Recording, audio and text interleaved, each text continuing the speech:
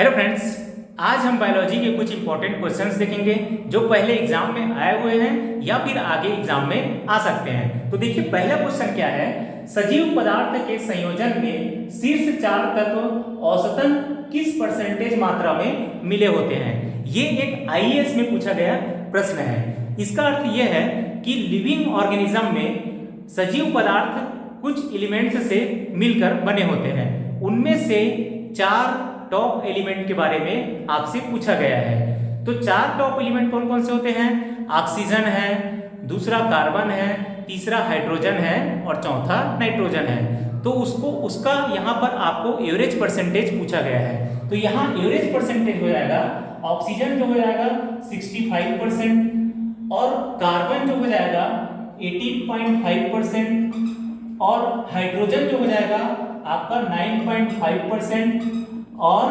Nitrogen जो हो जाएगा आपका 3.3%। ये सभी आपका एवरेज में है।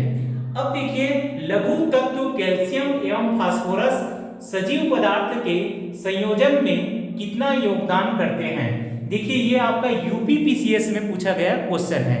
लिविंग ऑर्गेनिज्म में लघु तत्व कैल्शियम और फास्फोरस का यहाँ पर आपसे परसेंटेज पूछा गया है। तो याद रखिए कैल्शियम का आपका यहाँ पर परसेंटेज होगा 1.5%। यहाँ पर देखिए कैल्शियम का कितना परसेंट होगा 1.5% और वहीं फास्फोरस का कितना परसेंट होगा, उसका होगा आपका 1%। ठीक है।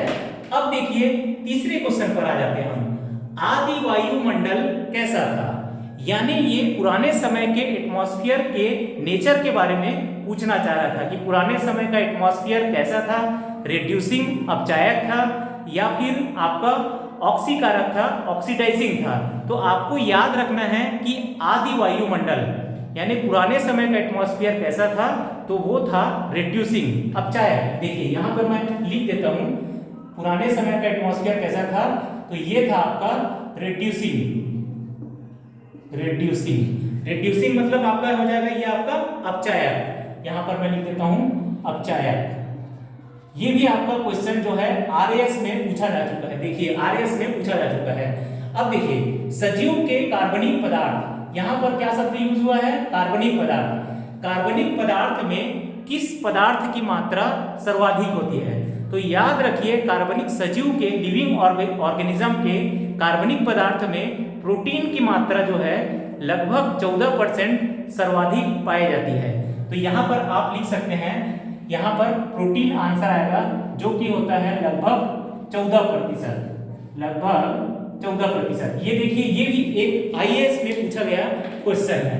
अब देखिए चौथा क्वेश्चन जो है, कौन सा जंतु, ये जो है पांचवा क्वेश्चन है, कौन सा जंतु जिसमें प्रकाश संश्लेषण की क्रिया संपन्न होती है।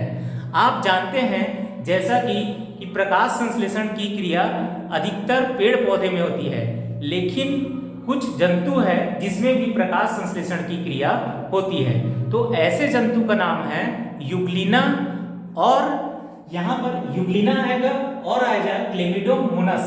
यहाँ पर देखिए मैं लिखता हूं यूग्लिना और क्लेमिडोमोनस।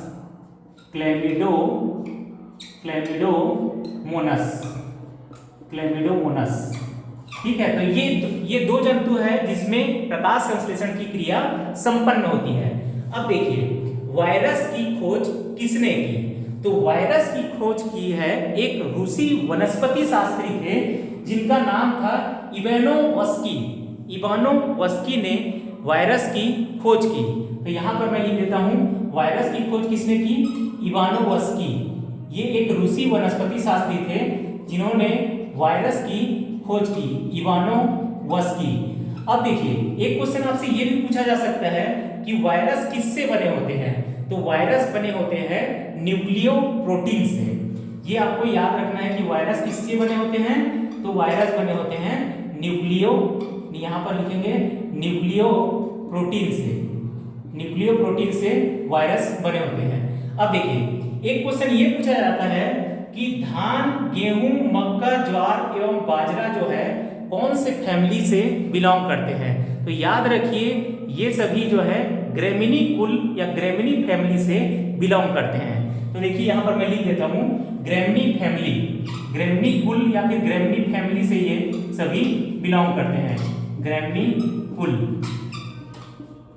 अब देखिए यहाँ पर एक क्वेश्चन और पूछा गया था, लाल चना में कौन सा एंजाइम मिलता है? ये एक एसएससी में पूछा गया क्वेश्चन है कि लाल चना में कौन सा एंजाइम मिलता है। तो आप याद रखिए लाल चना में डाइस्टेस नाम की एंजाइम मिलती है। यहाँ पर देखिए मैं लिख देता हूँ डाइस्टेस, डाइस्टेस। लास्ट क्वेश्चन ये है कि yellow vein mosaic, yellow vein mosaic गंभीर बीमारी है। ये एक यूपीपीसीएस में पूछा गया क्वेश्चन है।